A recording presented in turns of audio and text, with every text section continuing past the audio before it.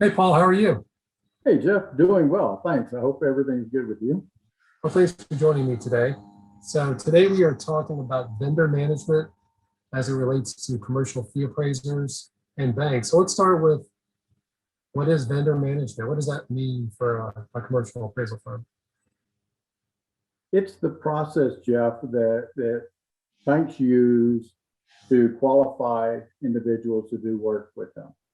The sophisticated, larger institutions have separate departments above and beyond their appraisal group that manage that process, and they look at everything from insurance availability, deep pockets, all that wonderful stuff, to reputational risk issues and qualifications.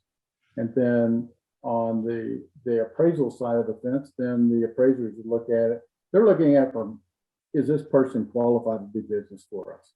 And if so, they're going to hold them up. And then the vendor management piece looks to make sure that they're fully qualified as a business to do business with the bank. Does that involve a SOC audit, or what would be the general costs, or could a small appraisal firm afford the compliance to these audits, vendor management? Currently, they can, because currently it's not as sophisticated as one might believe. Unfortunately, we're moving to an era where the costs are going to go up dramatically for compliance issues. And we're seeing that exactly happen right now.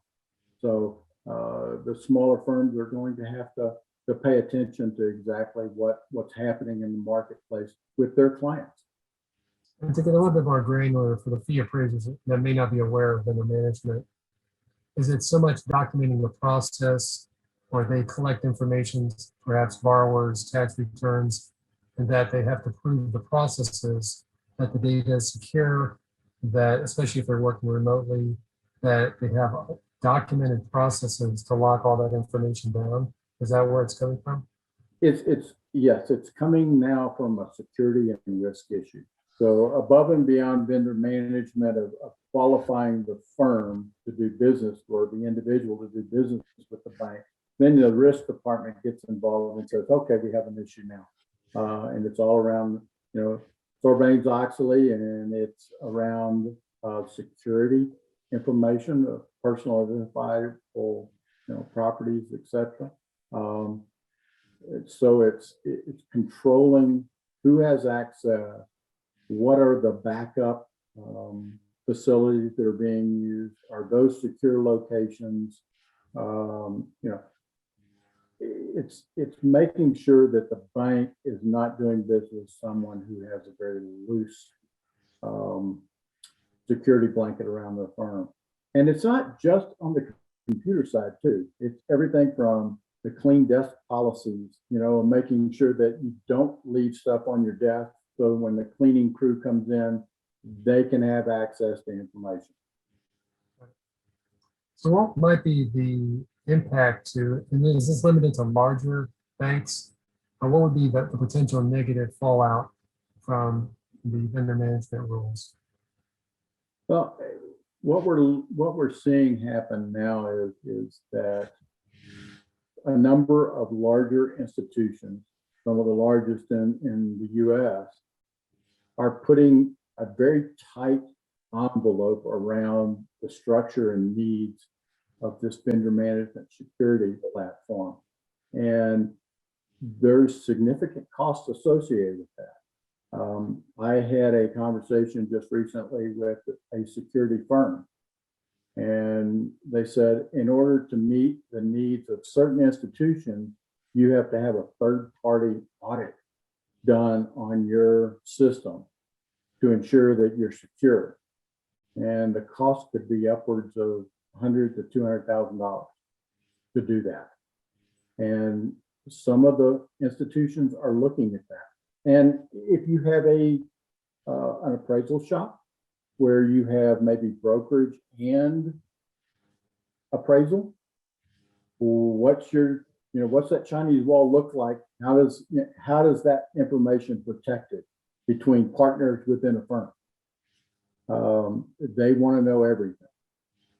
So it can get quite expensive And so it's kind of like one of those, the more sophisticated you are, the more it costs. And if you don't want to play the game, then in some instances, you're not going to get to do business with some of these large institutions at some point. So some of the larger banks, they may be losing access to talent and specialization of the smaller firms that just either can't afford to go through the process or don't want to. And that is, from my side, that's the biggest downfall and associated with this. In my history, I've done business with a number of very small shops, but they were sophisticated in their appraisal methodology, knowledge, experience in a geographic area. And, I relied upon them immensely. And yet, if I had to qualify them to the nth degree of what seems to be coming down the pipe right now, they couldn't afford to play ball. And that's a great question. Has it started yet? It is just starting.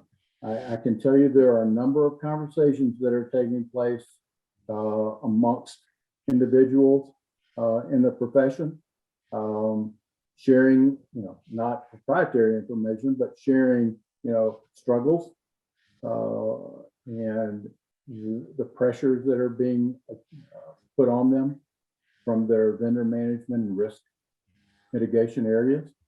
And so we're going to see that. What it really means is that some of the small operators, small shops may look to merge, be acquired, etc., because they just couldn't afford to continue to do business. Now, I will tell you that there are some of the large institutions are pushing back because of this very thing, trying to get the ability to have a different, I would say, and I don't mean this negatively, but a different class of appraisers, not the large national firms, appraisal firms out there. So the chief appraisers at some of the institutions are pushing back and said, we don't want to lose these people. How can we make this work? And unfortunately, no one has hit a solution yet. And it is starting right now with the large institutions.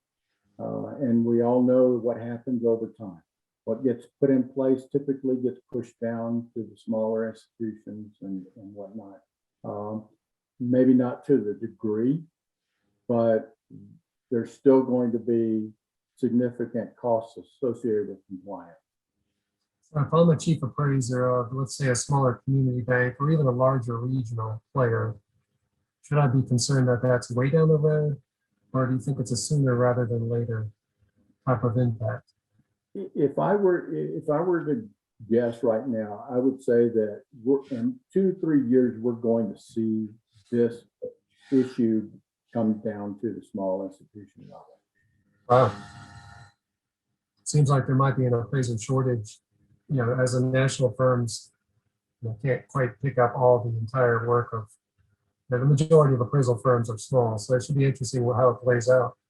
It is going to be interesting, and I know that as we look to acquire, our firm is looking to acquire and grow, whether it be a firm or individuals or whatnot, and we actually talk about that when we talk to these people. What are you doing now? What's your practices now? And throw in this pandemic where we're all working from home and we all have to have VPN setups and everything. You throw it even further than that. I almost jokingly tell my wife, "You're not allowed in my office. You can't come clean." But no, but realistically, we all have to worry about that. Okay. Well, Paul, I definitely appreciate you spending time with me today. Hey, no problem, Jeff. Thank you. Anytime. Thank you.